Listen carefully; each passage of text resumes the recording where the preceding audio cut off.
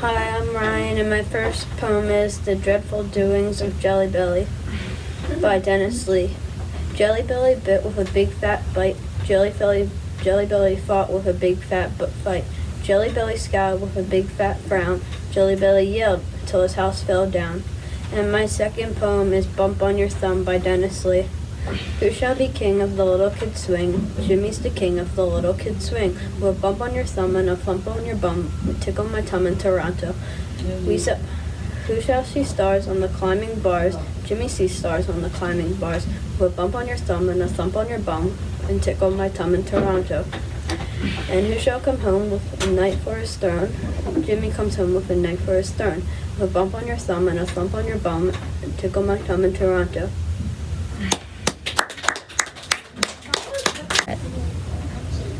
I'm Sadie, and my poem is Mother Doesn't Want a Dog by Judith Viorst. Mother doesn't want a dog. Mother says they smell. And never sit when you say sit, or even when you yell. And when you come home late at night, there's ice and snow. You have to go back out because the dumb dog has to go. Mother doesn't want a dog. Mother says they should, and always let the strangers in and bark at friends instead. And do disgraceful things on rugs and track mud on the floor, and flop upon your bed at night and snore their doggy snore. Mother doesn't want a dog. She's making a mistake, because more than a dog, I think she will not want the snake. I can't drink. I like the ocean. I like the sea. I like the water. That's all for me. I am Ethan, and I wrote the poem.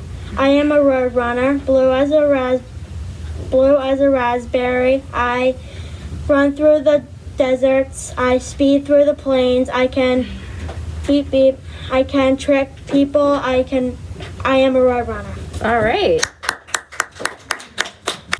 I'm Kayla, and I'm reading Sick from Shel Silverstein.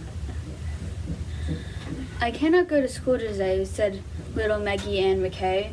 I have the measles and the mumps, a gash, a rash, and purple bumps. My mouth is wet, my throat is dry, I'm going blind in my right eye. My tonsils are as big as rocks. I've counted 16 chicken pox, and there's one more, that's 17. And don't you think my face looks green? My leg is cut, my eyes are blue. I might have the insomniac flu. I cough and sneeze and gasp and choke. I'm sure that my left leg is broke. My hips hurt when I move my chin. My belly button's caving in. My back is wrenched, my ankle sprained. My appendix pains each time it rains. My nose is cold, my toes are numb. I have a sliver in my thumb. My neck is stiff, my spine is weak. I hardly whisper when I speak. My tongue is filling up my mouth. I think my hair is falling out. My elbow's bent, my spine ain't straight, my temperature is 108. My brain is shrunk, I cannot hear. There is a hole inside my ear. I have hangnail, and my heart is... What? What'd you say? What's that you say? You say today is Saturday? Goodbye, I'm going out to play. Hi, I'm Bianca, and my poem is The Camel's Complaint by Charles B. Carroll. Canary birds feed on the sugar and seed. Parrots have crackers to crunch. And as for the poodles, they tell me the noodles have chickens and cream for their lunch. But there's never a question about my digestion. Anything does for me. Cats, you are aware, can repose in a chair. Chickens can roost upon rails. Puppies are able to sleep in a stable, and oysters can slumber in pails. But no one supposes a poor camel dozes. Any place does for me. People would laugh if you rode a giraffe or mounted the back of an ox. It's nobody's habit to ride on a rabbit or try to best rattle or a fox. But as for the camels, he's ridden by families, any load does for me. I'm Joshua, and this is my poem, Sleep. I can't get some sleep because I hear bleeding sheep, and I get out of I get out of bed and eat an airhead, then I try to go back into deep sleep. I'm Jaden, and my poem is Complaining Elaine. My name is Elaine. I like to complain. Complaining is all I do. I moan when it's hot. I groan when it's not. I whine when the sky is too blue. I fuss that the food on my plate must be chewed. I whimper whenever I clean. I frequently fret if my bath gets me wet. I gripe if the grass is too green. I act like my brain is in terrible pain when people are being polite. But if they're rude, it will ruin my mood. I grumble and mumble all night, but though I delight in complaining all night, there is one thing I simply can't see. I don't understand, since I'm clearly so grand, why people complain about me. Hello, my name is Wyatt. I'm reading the poem Three Limits by Michael Lawson. A young man with wobbly eyes used to muddle his G's and his Y's. When he said guess, I guess he mean yes. And yugs was how he said guys. There was a young man with a pimple who said everything in life is simple. For weeks and weeks he sucked in his cheeks, and now his pimples are dimpled. There was an old man from Crewe who wanted to know how to move. He studied cow to try and learn how, but all he can do was boo. Spring is here, let's give a cheer. Flowers bloom, I blow balloons, the kids play, say hooray, spring is today. My name is Tyler, and my poem is How to Do a Coin Trick. Pretend to drop it in your left, but hide it in your right. Abracadabra, open your hand, the coin is out of sight. Don't let them look for long, where did it disappear?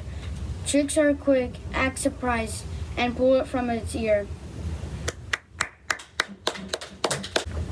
I'm Tristan, and I wrote this poem called Vacation. I see cars going all around the street. I turn on the radio and listen to a beat. I want to go fast on the highway. Finally, we're there. We're going to the bay. I'm Matthew, and I wrote this poem 1 inch tall. If you were 1 inch tall, you won't see the top of the wall.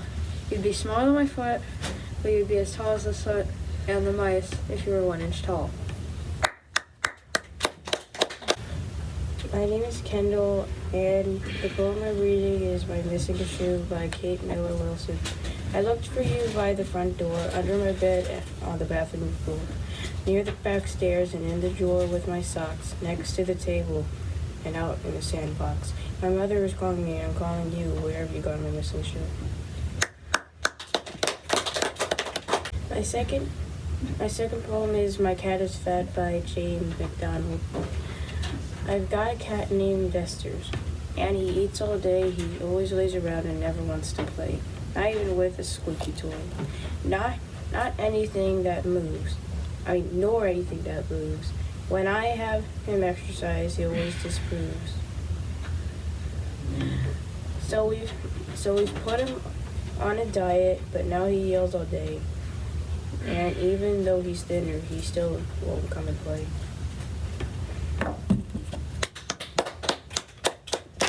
Okay, there you go. Hi, my name is Morgan, and I wrote this poem. It's called Hearts and Heartbreaks. Roses are red, violets are blue, life is short, so I've got to say, live your life and believe in yourself, and live up to your life's full potential with the ones you love. And although hearts can be broken, just keep pushing on and don't let anyone stop you from doing the things you love. Life isn't as fair as you want it to be. Don't let that get in the way of your mind and your body, because you're stronger than all those heartbreaks. I'm Hunter, and my poem is Two Dead Boys by, I think his name is Tyler Ragger. I could not find a source that said the name on sources provided. Ladies and gentlemen, skinny and stout, I'll tell you a tale I know nothing about. Admission is free, so pay at the door. Now pull up a chair and sit on the floor. One bright day in the middle of the night, two dead boys got up to fight. Back to back, they faced each other, drew their swords, and shot each other. A blind man came to watch fair play. A mute man came to shout, "Hooray!" The deaf policeman heard the noise and came to stop those two dead boys. He lived in the corner in the middle of a block, in a two-story house on a vacant lot. A man with no legs came walking by and kicked the lawman in his thigh. He crashed through a wall and without making a sound, into a dry creek and suddenly drowned. The long black hearse came to cart him away, but he ran for his life and is still gone today. I watched on the corner of the big round table. The only eyewitness to the facts of my fables. But if you doubt my lies are true, just ask the blind man. He saw too. I'm Ben and I'm reading Homework Still. I cooked my math book in a broth and stirred it into a steaming froth. I threw in papers, pencils too, to make a pot of homework stew. I turned the flame up nice and hot. I tossed my binder in the pot. I sprinkled in my book report with colored markers by the quart. Despite its putrid, noxious gas, I proudly took my stew to class. And though the smell was so grotesque, I sat on my teacher's desk. My teacher said, "You're quite a chef, but still you're gonna get an F." I didn't ask for homework stew. I said, "Tomorrow homework's due."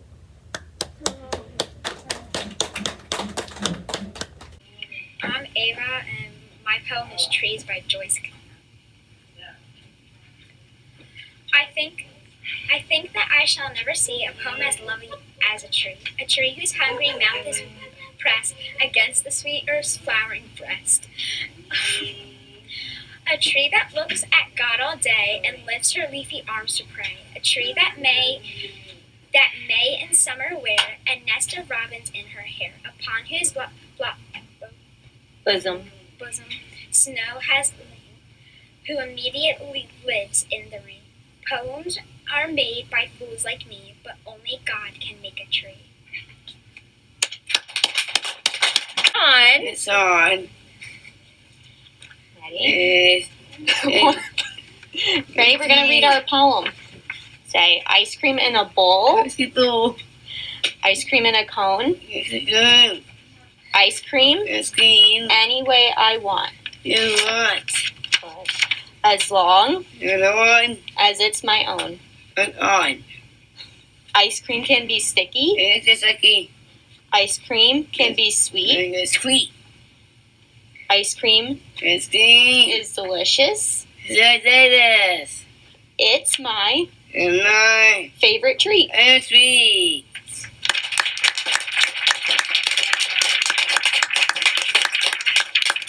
I'm Jack, and I have two poems. My first poem is called The Life Cycle of Clyde by Ryan the Great and Matt.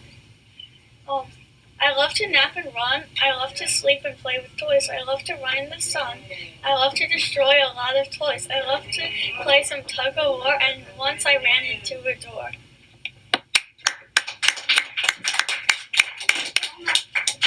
It's called The Truth About Turtles. Turtles really have long legs, but they don't stretch them out until it's very late at night. And then they run about, racing over hills and fields until morning comes, and then they curl them back inside their shells and crawl around again. Hi, I'm Logan, and this is the refrigerator. Deep in our refrigerator, there's a special place. For food that's been around a while, we keep it just in case.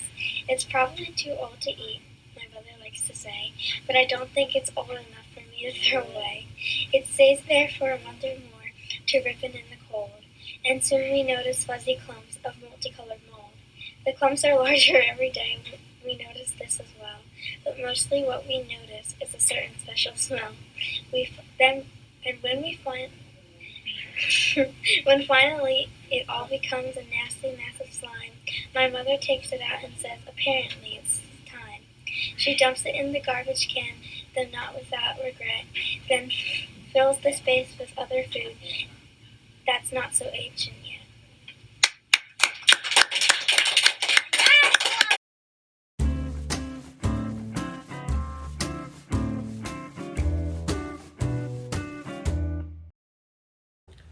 Hi, I'm Dr. SITKOWSKI, 5th grade teacher. My poem is The Man in the Mirror by Dale Wimbrow. When you get all you want and you struggle for self, and the world makes you king for a day, then go to the mirror and look at yourself and see what the man has to say. For it isn't your mother, your father, or wife whose judgment upon you must pass, but the man whose verdict counts most in your life is the one staring back from the glass. He's the fellow to please, never mind all the rest, for he's with you right to the end. And you've passed your most difficult test if the man in the glass is your friend. You may be like Jack Horner and chisel a plum and think you're a wonderful guy, but the man in the glass says you're only a bum if you can't look him straight in the eye. You can fool the whole world down the highway of years and take pats on the back as you pass, but your final reward will be heartache and tears if you've cheated the man in the glass.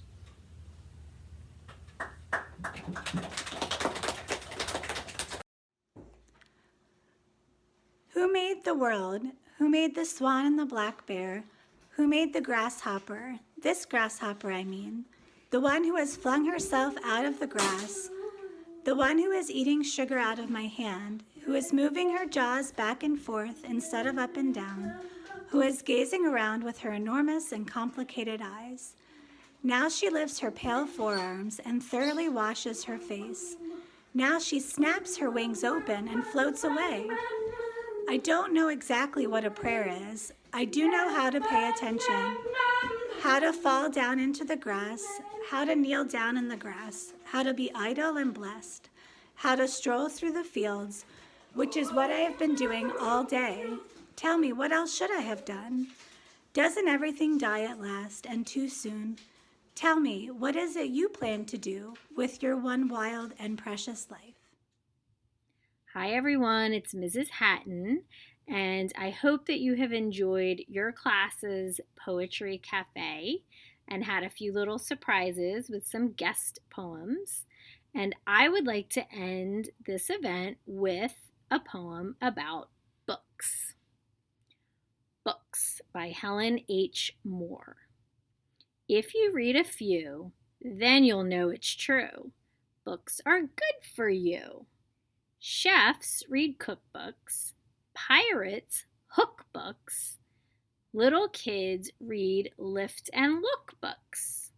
We read books of poems and prose, some of these and some of those.